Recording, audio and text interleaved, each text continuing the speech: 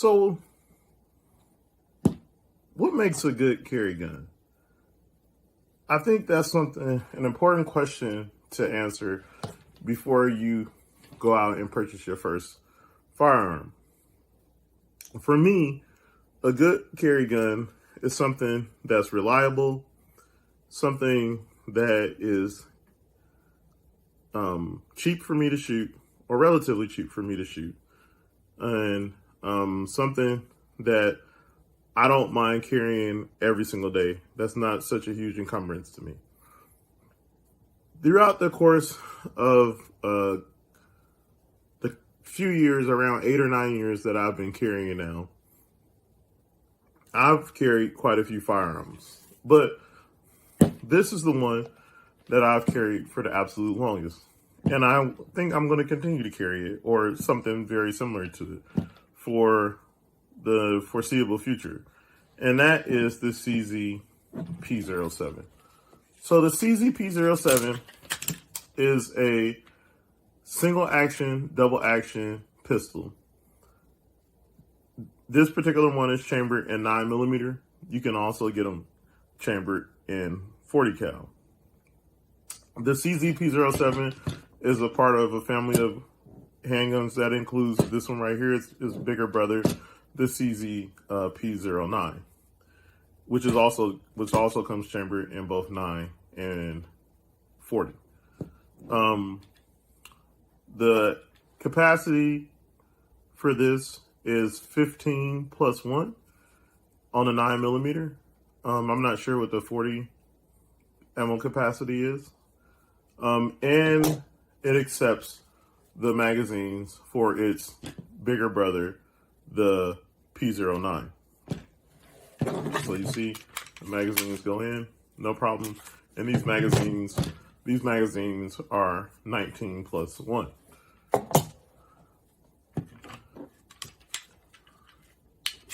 Why the single action, double action pistol for carry? Well, I don't particularly like gun safeties. The reason for that is that throughout my time in the military, one thing that I learned is that when the heat of the moment comes, you will do exactly what you have been trained to do. You won't think, you'll just do what you've been trained. What does that mean for most of us? Well, most people aren't going to sit in their house and practice pulling their gun out of their holster, taking the safety off, and shooting it. Most people are going to go to the range with the gun in this mode with some bullets in the magazine. They're going to shoot said bullets and, numerous amounts of times. Then they're going to pack all their stuff up and leave. And, maybe they'll put some rounds back inside of their personal carry gun and continue to carry it. However, what they won't be doing is making sure that when they're in a range, before they take every shot or every few shots, that they're putting the safety on and off. And what does that mean? That if the moment of truth comes when you need to use this gun to defend your life, and I imagine, and thank God I've never been in a situation like this, but if you are fearing for your life, you're going to be pretty freaking scared. And at that moment of truth, if you haven't trained to wave that safety off, you're not going to wave the safety off. And what does that mean for you? That means that you're going to be sitting there pulling your trigger and absolutely nothing's going to happen other than the safety functioning properly. Meaning that you're going to probably end up dead or end up with your gun taken away from you and may end up being killed with your own gun. And not to be so morbid, but that kind of crap happens. You can read stories about it. So for me, no safeties, right? I carry guns that are single action, double action. What does it mean for a gun to be single action, double action? I go over it again. Went over in the last video. A single action means that when the gun when the hammer is in the cock position, this is the hammer being in the cock position, all you need to do is pull the trigger for the hammer to fall. The double action being that if the pistol has a round in the chamber and you need to fire the piston, you can pull the trigger much harder and it will both cock and cause the hammer to fall. That is the double action. That's why I like the gun, because if, say, I load up a magazine, right? So I'm gonna load up a magazine, right? See, the gun is still empty, but we'll say for shits and giggles around in the chamber, right? I chamber around, and now you say, okay, Lester, the hammer is in the cock position. I can use this mechanism right here, the decocker, right? And I can decock the pistol. Now I have a round in the chamber and the gun is decocked. What does that mean? I have to do a very hard trigger pull, or what I call it, a very purposeful trigger pull, in order to make this gun go off, right? That means I'm not shooting anybody by accident. I'm not shooting myself in the leg when I'm pulling my gun out of my holster. And granted, I do think you should still train to pull your gun out of your holster, whatever type of holster you use. You still need to train doing that, and that's something you can do at home. What that means is that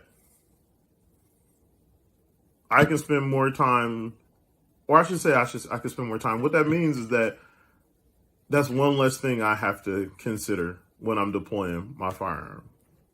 And that's not an insignificant thing. So these cost anywhere from $450 to about, I think, like $515 on the high side. I will provide a link to the CZ page in the description of this video.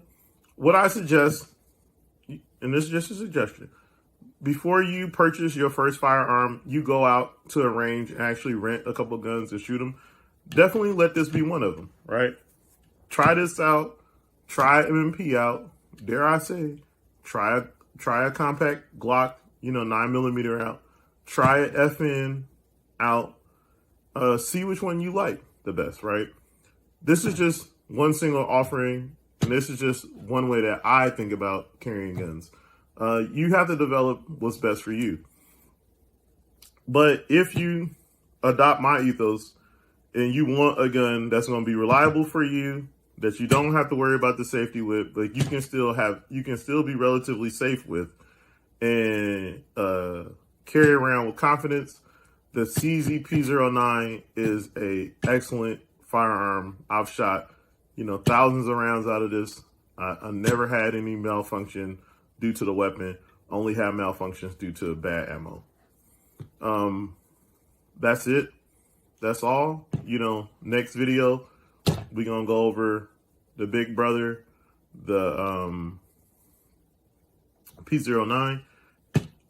I'll probably do another video of how to disassemble this. The disassembly on these can be, one of the drawbacks some people say, but I'm like,